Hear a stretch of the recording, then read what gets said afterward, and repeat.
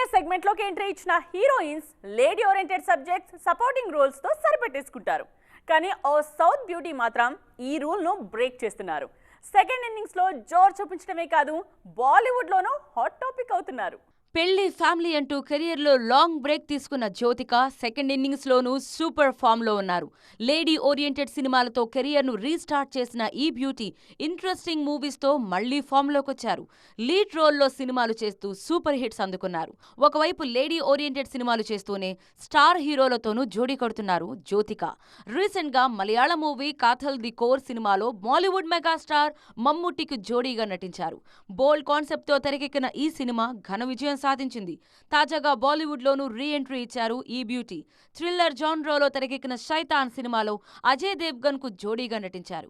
ఇటీవల ప్రేక్షకుల ముందుకొచ్చిన ఈ సినిమాకు పాజిటివ్ టాక్ రావడంతో జ్యోతికకు నార్త్ నుంచి కూడా ఆఫర్స్ క్యూ కడుతున్నాయి. కేవలం ఆన్ స్క్రీన్ మాత్రమే కాదు, ఆఫ్ స్క్రీన్ పై కూడా జ్యోతిక జోరు మామూలుగా లేదు. శైతాన్ సినిమా ప్రమోషన్స్ లో కీ రోల్ ప్లే చేశారు ఈ బ్యూటీ.